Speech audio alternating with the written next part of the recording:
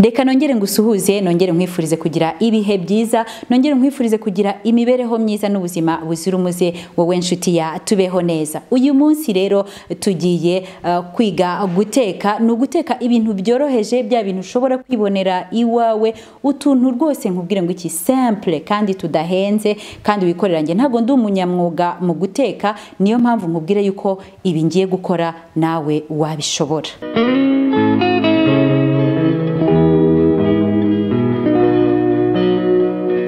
Uyu munsi rero ngiye kubwira uko wateka isosi y'ibihumyo irimo inshyushyu. Biroroshye, ntago bisaba ibintu byinshi, ahubwo n'ibihumyo n'ibindi bintu bike nyine bijyanye wenda n'ibirungo hamwe n'inshyushyu.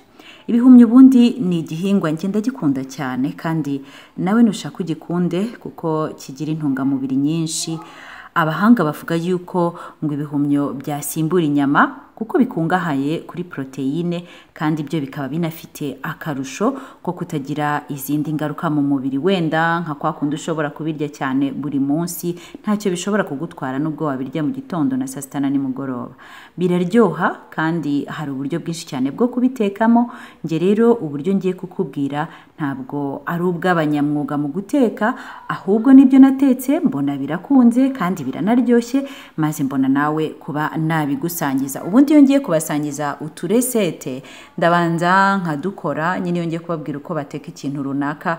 Muri iyi minsi mwabonye ko nibanda ku kubabwira ibihumyo, burya no kubera yuko nsigaye mbihinga, nsigaye nkunda kubiteka kenshi, kubikoreraho ubushakashatsi, ku buryo rero iyo mvumbuye uburyo bwo kubiteka bushya rwose ndabanza ngateka, nkabanza nkarya, nkabanza nkumva yuko biryoshye, hanyuma noneho nkavuga nti reka noneho mbisangize n'abandi kuko ari ibintu mpagazeho. Ntabwo rero bisaba ubundi bunyamwuga, ni ibintu byoroshye nawe ubasha kwikorera. Uti rero haba hakenewe iki?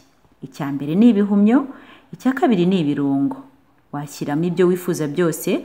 Nge ntabwo nkunda ibirungo byinshi, niyo mpamvu nakoresheje ibitunguru na tungurusumu.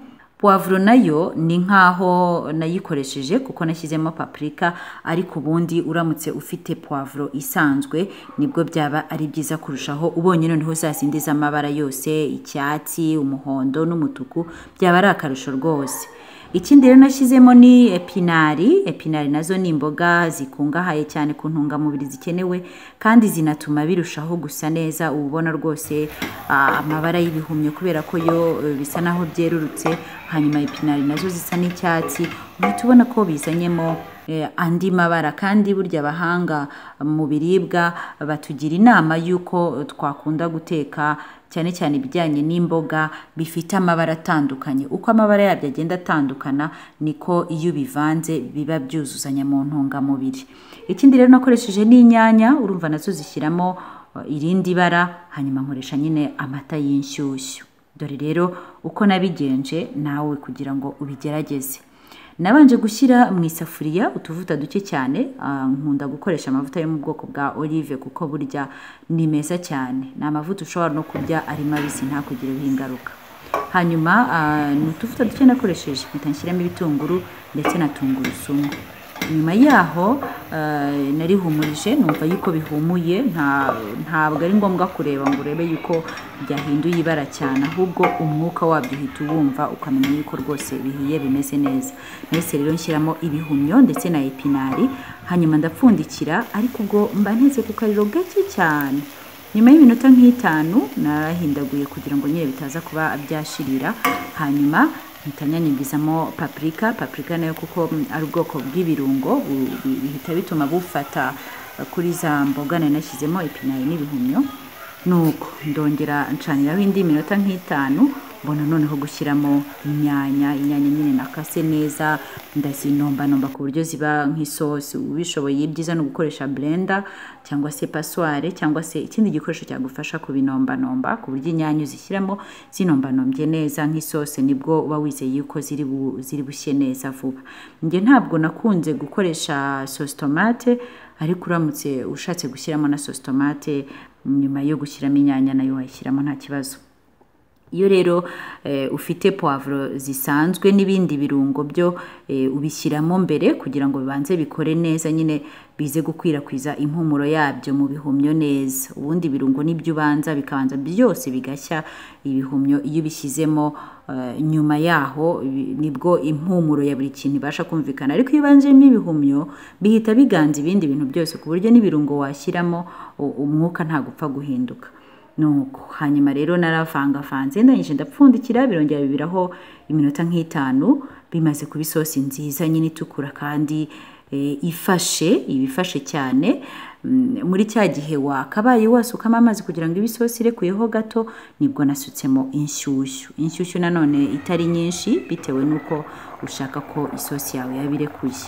Nuko ndapfundikira birabira mu minota nanone nk'itanu, bimaze kubira neza ifunguro riba riratunganye. Ubwo rero nawe nakubwira ngo bon appétit niba wabigerageje birakugendera neza nkuko nanjye byangendekeye neza, biranandyohera pe. Ushobora wabirisha ubugari, wabirisha umuceri, nge nakunze kubirisha umuceri cyangwa se na pate jaune, ibitoki se, ibirayi se, ibyo warisha byose rwose biba ari imboga nziza cyane. Muryoherwe naho utaha.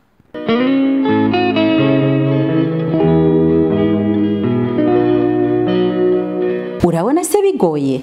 Nawe wabyikorera rwose uri wawe mu rugo ukarya neza ibiryo witekeye. Hanyuma rero nkwibutse yuko niba utarakora subscribe kuri chaîne ya Tubeho Neza, uyu ni wo mwanya. Niba iyi video wayikunze wibuke no kwisangiza inshuti zawe kugira ngo nabo mubashe gusangira ubwo bumenyi. Ni Jane Uwimana, nzajya nkugezaho utu video twinshi dusobanutse kandi tugufi tukubwira ku mibereho myiza ndetse no ku buzima. Ngaho rero komeza ugira ibihe byiza. Murakoze cyane.